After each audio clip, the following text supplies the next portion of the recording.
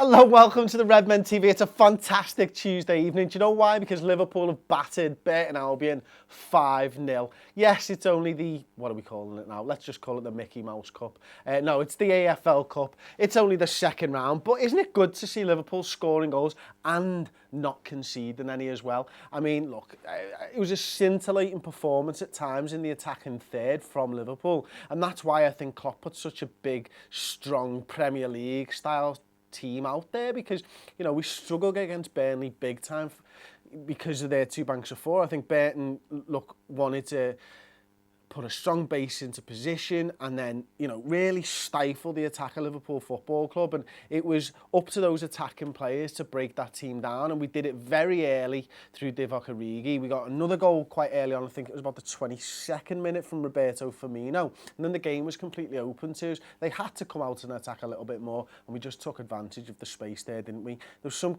standout performance from me. I love divock performance. I love some of his runs off the back of their defenders, you know, bending those runs. He was caught offside a couple of times, but the intricate passing and his bending run was just brilliant. The fluidity of that front four, and you can include Lallana in that, but Mané, Origi, Firmino, Lallana, even Jordan Henderson getting in on the act, although I think he was probably the weakest of all the performances from the midfield forwards. But look, the way that they intellect, the way that Mané was dropping into the 10 sometimes, the way that Firmino was, Lallana was moving wide, divock was moving wide at times. Burton Albion didn't know what the fuck hit them, did they? I mean, you can understand they're a side at the moment, 4 points from 4 in the Championship, struggling at the moment. Look, it's early days for them. They're a promoted side. It's going to be difficult for them, especially taking that step up again to face a Liverpool side who are bang up for it tonight. And just as a Liverpool fan, I'm happy to see that. Doesn't mean we're going to go on and win the league. It doesn't mean we're going to get relegated. Equally, the Burnley result doesn't mean we're going to get relegated, you know what I mean? But what is really exciting from a Liverpool perspective is that those players worked really well together, and the introduction of Mané back into that side had the desired effect, because, you know, I've seen Liverpool sides struggle in the League Cup over the years against lesser teams. So it was nice to just go out there and put them to the sword for once, because normally it's a struggle, isn't it? You know, you think of the Exeter game last season, the 2-2 draw there, and it was just nice to go away to a side, dominate them from first minute till the 90th minute. And then even, you know what, there was an added bonus of getting Daniel Sturridge on there and getting him back into the goals. It was something that Tom was shouting for. He was like, I'd bring Sturridge on. And this was after like the first or the second goal. He's like, bring Sturridge on, get him some fucking goals, because we're going to need him. And that's the type of goal that his first one for me is the type of goal that Daniel Sturridge should score more of, because, you know, it's a tap-in at the end of the day by a great move from our left back, James Milner. Lovely little 1-2 off Mané, I think it was. Whips the ball across, and Daniel Sturridge is there a yard out from goal. Doesn't score enough for them for me. And that's, you know, when you want a striker to score 25 plus goals a season, he's going to need to get a large proportion of those goals from inside the 6-yard box. It's what strikers have been doing for years, and Sturridge seems to drop deep a little bit too much and try and bend them in.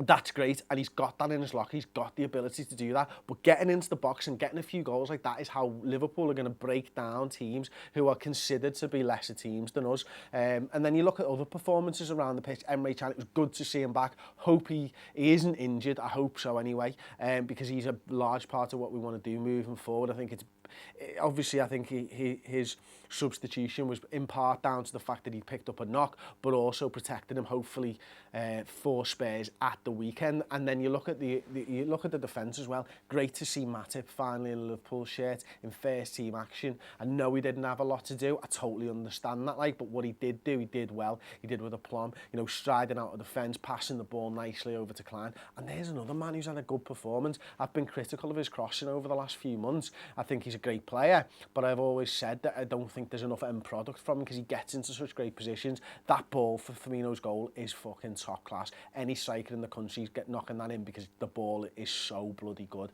And then, you know, as I said earlier on in the show, Sadio Mané, it's all about pace. That's what it's about. That's what wins game in the Premier League. That's what wins game in the club. When you've got someone like that who can add pace to the skill and the trickery that he's got as well, and at times just stood up his man and went, huh!